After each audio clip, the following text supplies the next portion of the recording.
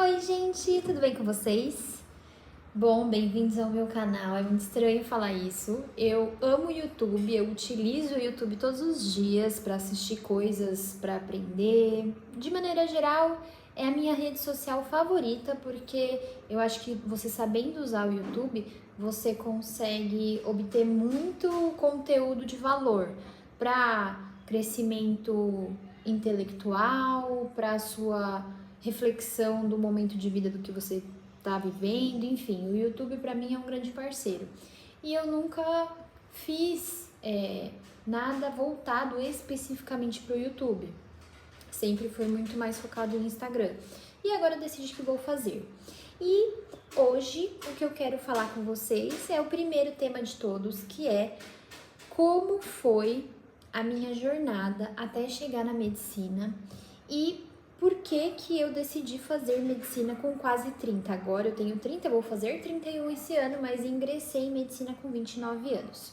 Então, para quem não me conhece, meu nome é Samara, eu sou nutricionista, formada pela USP, me formei no final de 2017, comecei a trabalhar no início de 2018, fui e sou ainda, né?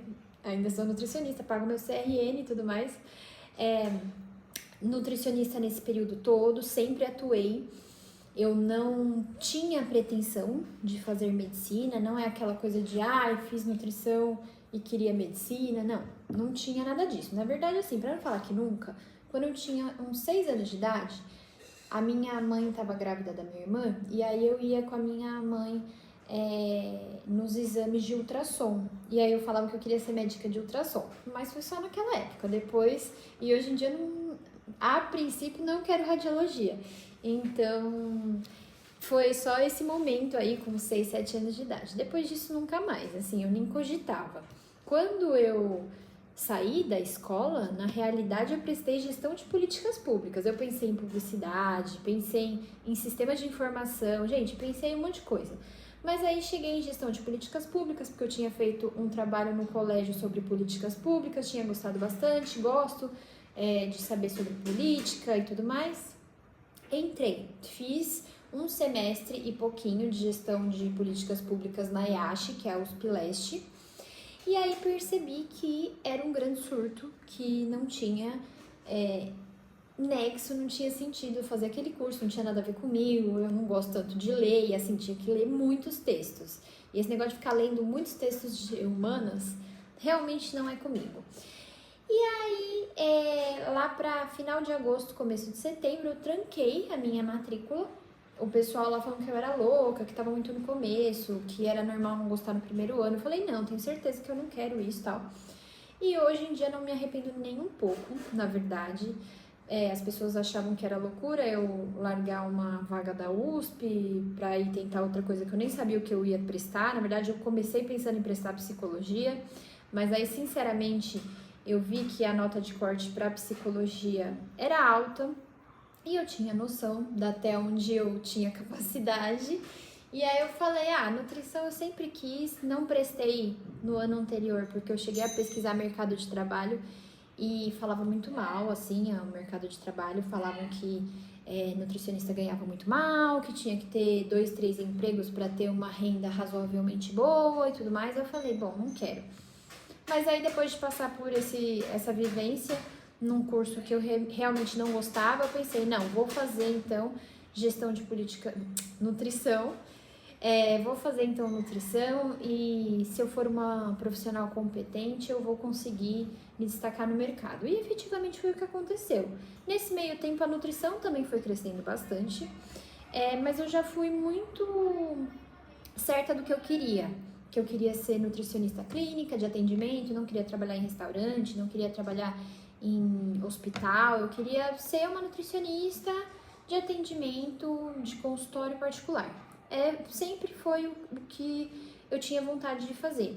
Aproveitei muito a minha graduação de nutrição, foi muito bom, mas, como tudo na vida, tem alguns poréns. E no meu caso, eu desenvolvi transtorno alimentar, fiquei completamente maluquinha, tá? Então, assim, completamente paranoica com a alimentação, com o meu corpo. Na época, acho que foi logo no primeiro ano. Eu entrei pra academia, comecei a treinar muito. Foi a época que também o Instagram tava ascendendo e aí eu acompanhava influenciadoras que ficavam mostrando corpo, dieta, sei lá o que, e eu estudando isso. E eu já tinha um histórico de já ter feito dieta lá atrás, pequena, porque tinha colesterol alto e a minha pediatra ficava falando que eu estava acima do peso e tal. Então, já venho de um histórico de questões corporais, de eu ser a filha mais cheinha em relação à minha irmã, da minha mãe ser muito magra, bailarina e tudo mais. Então, tendo em vista toda essa bagunça que já existe em mim, foi a cereja do bolo fazer nutrição para eu ficar ainda mais obsessiva por questões corporais, alimentação. E eu sofri tanto da metade para o final da graduação. Eu tive um período de anorexia, depois eu tive um período de compulsão alimentar, um período longo. De anorexia foi 1 ano e meio, mais ou menos. Cheguei a parar de menstruar, meu cabelo caiu muito. E aí depois eu tive muita compulsão alimentar, tive de fato o TCAP, que é o transtorno da compulsão alimentar periódica, e isso assim ao longo de, sei lá, 7 anos, muita coisa, muito tempo sofrendo, de verdade. E aí quando foi, enfim, comecei a atuei na clínica de um médico. Depois pedi demissão para trabalhar sozinha, porque já tinha bastante paciente só meu. E aí em 2022, entrei numa crise totalmente existencial, em que eu percebi que ser nutricionista não estava sendo mais aquilo que fazia meus olhos brilhar. E eu percebi também que trabalhar falando só de alimentação fazia mal para mim e que isso era um gatilho para eu querer comer mais.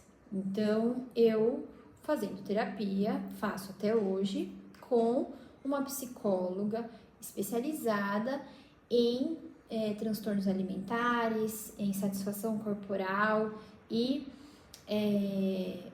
questões com alimentação. E ela não fala, a gente não trata só disso, obviamente, mas ela tem essa especialidade. Então eu fui e eu recomendo que se você tenha transtorno alimentar, você vá num profissional especializado nisso, porque se você for em um profissional que não tem essa formação, a chance dele te piorar a situação é muito grande.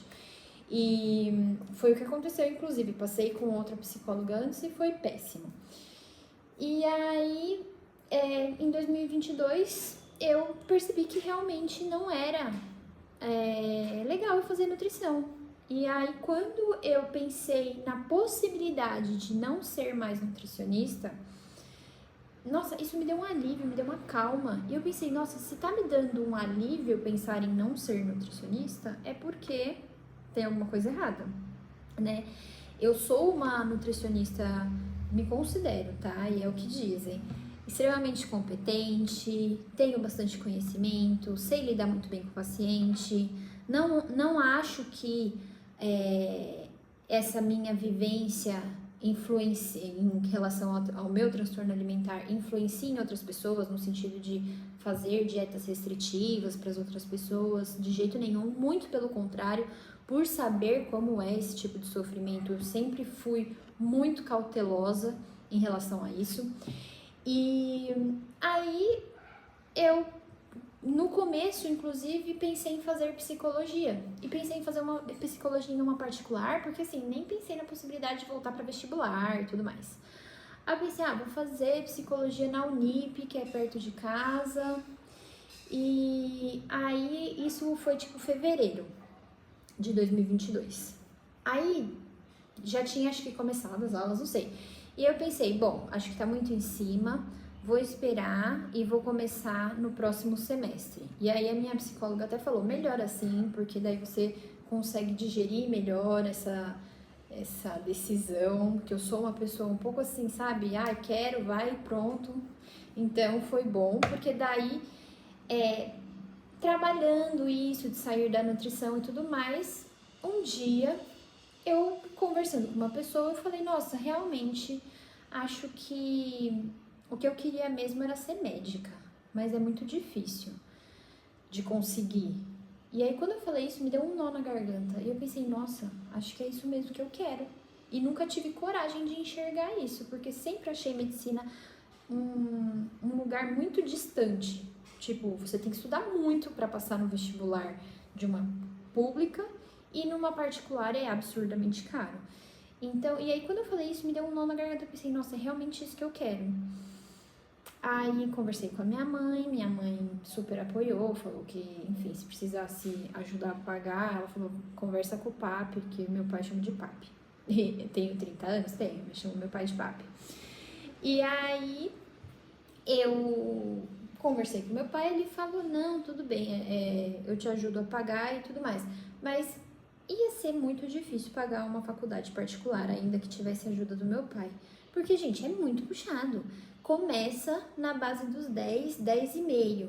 E todo ano tem um aumento de pelo menos 7, 8%. Então, você vai terminar pagando quase 15 mil, né? Então, no menos pior dos cenários, né? Aí, beleza. A princípio, eu pensei que realmente eu só ia conseguir passar em particular. Aí eu comecei com o semi do poliedro em agosto de 2022. E quando foi em novembro e tal, eu fiz as provas e percebi que, na verdade, antes disso, eu comecei a estudar pelo YouTube em maio. E aí, em junho, eu prestei uma prova que era da São Caetano. Eu pensei, vou prestar essa prova, porque pra ver como é que é. E aí, eu passei. Eu fiquei em 61 de 60 vagas e passei na segunda chamada. E aí, eu pensei, meu Deus, se estudando 1 mês e meio pelo YouTube, não tinha visto quase nada da matéria. Estudando 1 mês e meio pelo YouTube, eu passei numa particular, vou tentar pelo menos outras particulares, que meu foco era de particular Santa Casa. Aí eu pensei, acho que dá. Aí me matriculei no poliedro e comecei a fazer. Aí no final do ano não passei passei na São Caetano de novo, só que aí passei em 14º lugar. De 61 fui para 14 na São Caetano. Mas na Santa Casa não passei, eu não consegui terminar a prova. E isso me deixou super triste, porque era a particular que eu mais queria e tudo mais. Não passei. E eu prestei todas as públicas que tinham aqui de São Paulo, do estado de São Paulo. E eu fiz, na primeira fase da FUVEST, 75, o que é uma quantidade que não passa para a segunda fase. Um avião. É uma quantidade que não passa para segunda fase, mas poxa vida, estudar 6 meses e fazer 75 na primeira fase da FUVEST, eu achei bom. E aí, depois de 10 anos parada, porque assim, eu prestei vestibular em 2013 e aí eu voltei em 2023, então exatamente 10 anos. Aí eu pensei, poxa, então acho que o negócio tá bom. Tava vendo se tava ligado aqui o microfone. Acho que o negócio tá bom. E aí, da FAMEMA, que é exatamente onde eu estou hoje, eu fiquei, lembrem, 579. E 79 é um número que me acompanha na vida aí desde a escola.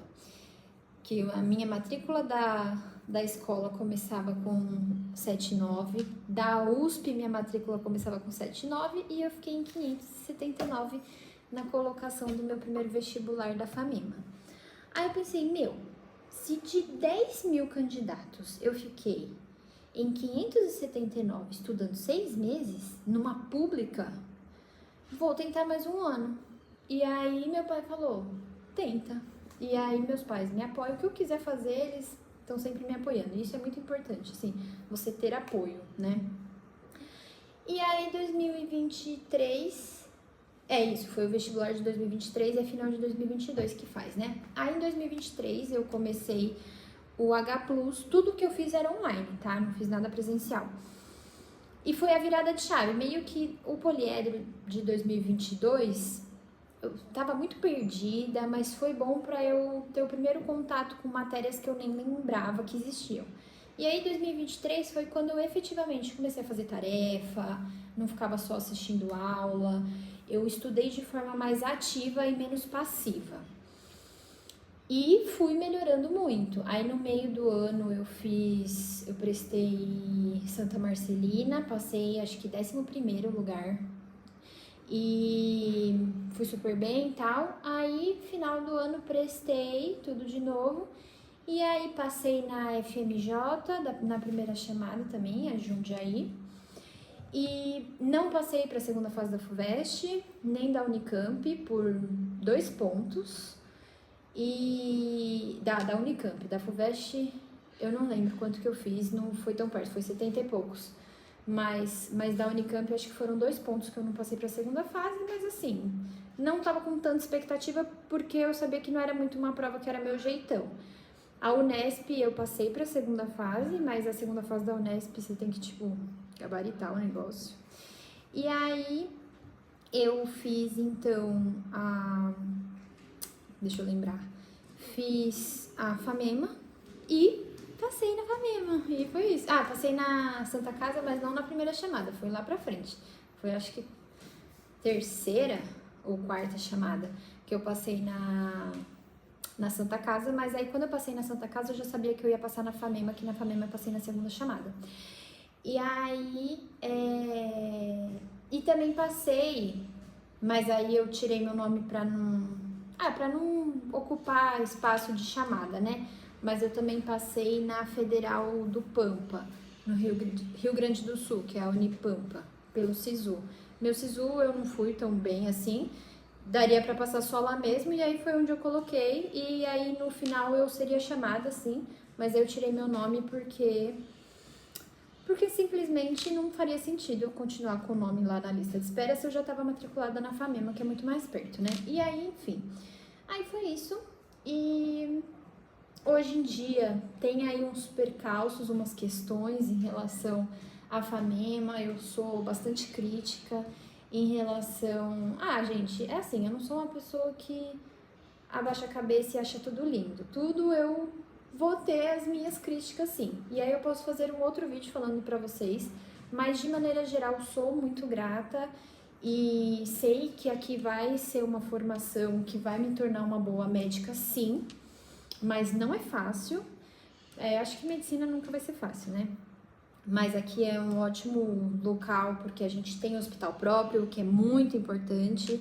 Não ser só hospital conveniado, a gente tem hospital próprio, a gente pode estar dentro do hospital, enfim, a gente tem vivências muito boas comparado com outras faculdades, até mesmo públicas, que é mais fechado para alunos de 1º e 2º ano. E aqui, depois do internato, a galera decola, porque realmente é um hospital muito grande, atende 63 municípios, então é um hospital de referência aqui no Oeste Paulista. Então, basicamente foi isso. Esse primeiro vídeo acho que ficou um pouco longo, mas os próximos eu vou tentar fazer até 10 minutos. Mas queria iniciar aqui no YouTube, não sabia como, então fui dessa forma, contando como foi até chegar na medicina. Me conta se vocês gostaram e o que vocês querem mais que eu fale. Eu tenho umas ideias de vídeos, de temas de vídeos que eu quero fazer, mas pensando aqui numa perspectiva de Samara da medicina, eu queria trazer essa primeira parte sobre a minha decisão, sobre uma parte até mais íntima sobre mim, mas que é muito importante para dizer quem eu sou hoje. Que se não fosse todos esses desafios, esses sofrimentos e questões pessoais, talvez eu não tivesse chegado onde eu estou hoje. Que ainda falta muito para chegar até onde eu quero, mas o caminho está sendo prazeroso, apesar de difícil. Então é isso, gente. Muito obrigada para quem ficou até aqui e até a próxima. Tchau!